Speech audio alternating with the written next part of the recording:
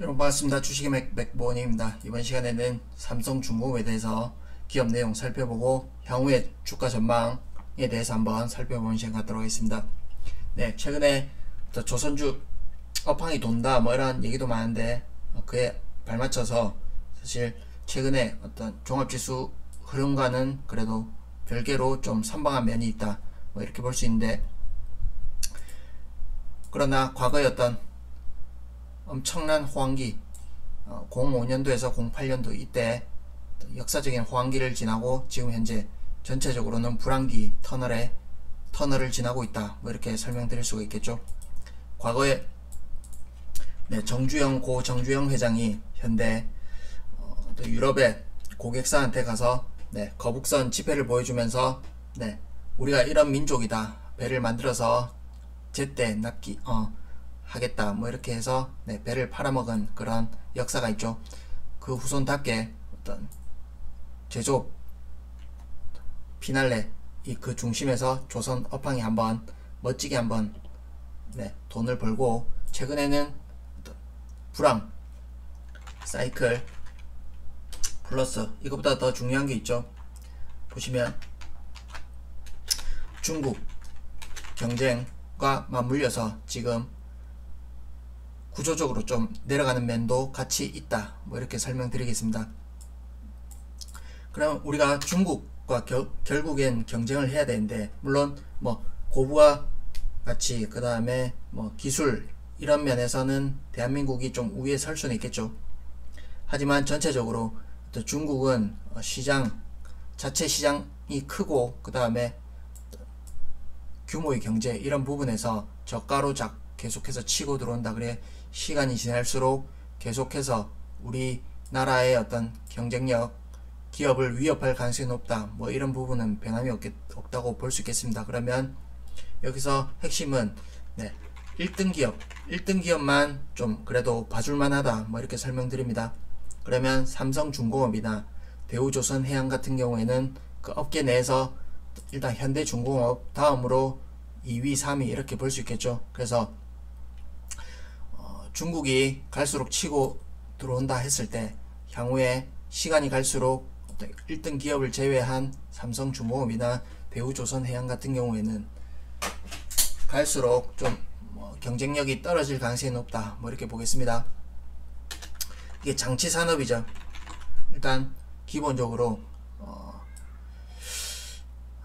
설비 비용이 많이 들고 그 다음에 사이클 산업이다 보니까 어떤 장기 불황 사이클에서 견딜 만한 그런 체력이 돼야 되는데, 삼성중공업이나 대우조선 같은 경우는 이미 체력이 바닥이 나가지고 현재에서도 어떤 그 재무구조 개선을 위해서 어떤 주주들의 피를 빨아서 이렇게 기업을 지금 유지시키고 있는 그런 실정이다. 그래서 장기적으로 봤을 때는 뭐 그렇게 전망이 밝아 보이지 않는다 이렇게 설명드리고, 다만 어떤 업황 사이클은 돌 수가 있겠죠. 그때는 주가도 좀 뭐 움직임이 있을 텐데, 그때 혹 이 기업을 계속해서 좀 장기적으로 갖고 가고자 하시는 분들은 업황이 돌 때 어떤 큰 시세를 기대하기보다는 업황이 돌 때 손실이 나더라도 어떤 냉정하게 판단해서 업황이 돌 때 이렇게 과감하게 갈아타자 뭐 이런 설명을 드립니다.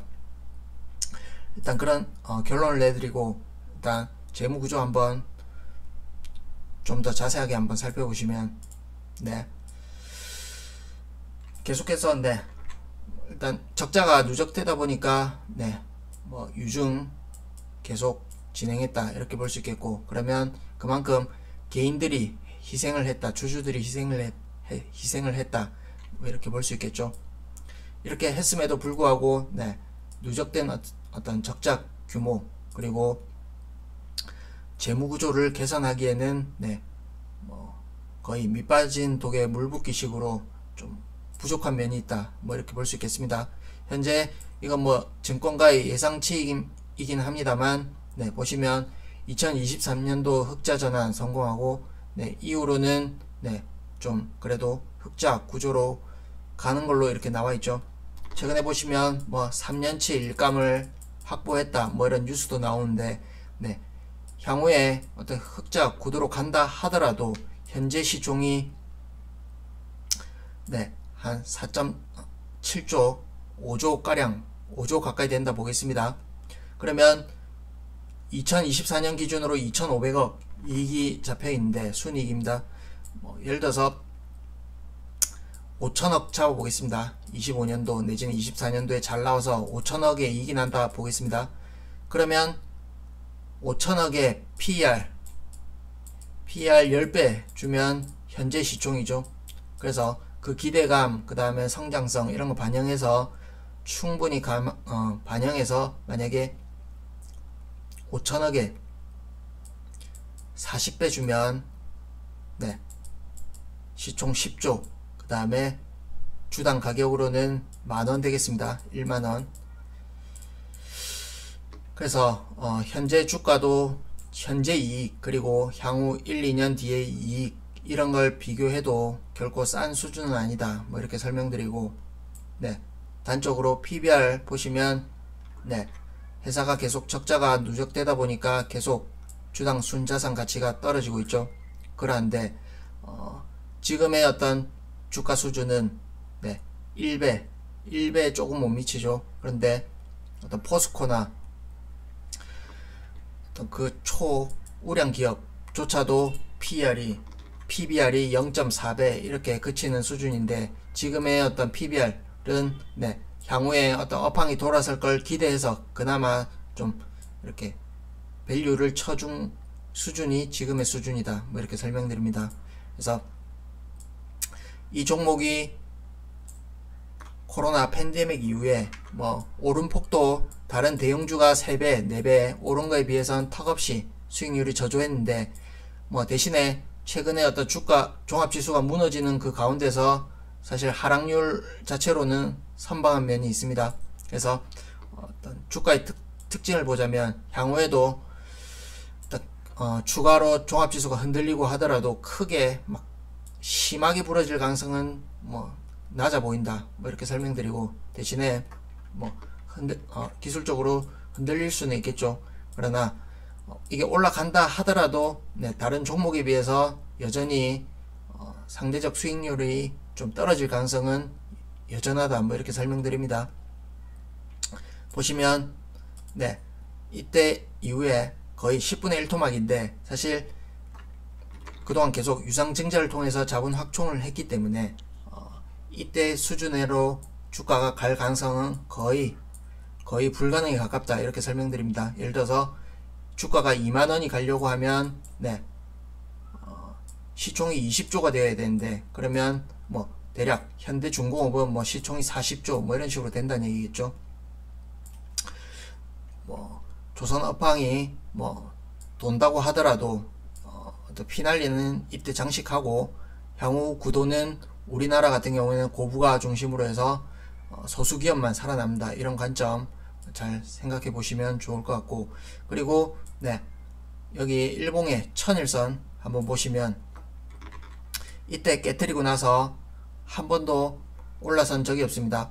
보시면 그만큼 이 선이 어떤 기술적으로도 의미하는 바가 크다고 볼 수 있는데, 보시면 계속 이 선에 저항을 받죠. 맞고 떨어지고 맞고 떨어지고 수없이 맞고 떨어지는데 그만큼 네, 힘이 없다. 그리고 어떤 물량 부담이 있다. 그리고 이걸 어떤 매력을 느끼는 투자자들이 없다. 이렇게 설명드릴 수 있겠습니다. 그리고 기울기 자체도 하향이고, 그 다음에 아직 역배열이다. 그래서 향후에 이게 업황이 돌아선다 하더라도 시간이 상당 기간 걸릴 수 있다. 이 정배열된 다음에 돌더라도 향후에 적절한 시점에서 반드시 빠져나오자. 이렇게 설명드리고, 이후에 또 업황이 돌아선 다음에 다시 꺾인다면 또 자본 확충하고 장기적으로는 경쟁력이 없어 보인다. 이렇게 설명드립니다. 굳이 조선 업종을 투자하시겠다 하면 네 1등 기업으로 갈아타자. 뭐 이렇게 설명드립니다. 네 삼성중공업 뭐 이렇게 기업 분석해 드린다 해놓고 네 좋은 말씀 못 드려서 참 죄송합니다만, 어쨌든 뭐 그래도 뭐 이렇게 제 관점을 솔직하게 말씀드린 게 필요하다 싶어 이렇게 설명드리니까 뭐 참고하시면 좋겠고, 네 이후에 어떤 추세 전환이나 의미 있는 시그널 나오면 추가 영상 올리도록 하겠습니다. 네, 도움이 되셨다면 구독과 좋아요 한 번씩 눌러주시고 다음번에 또 좋은 영상을 찾아뵙도록 하겠습니다. 고맙습니다.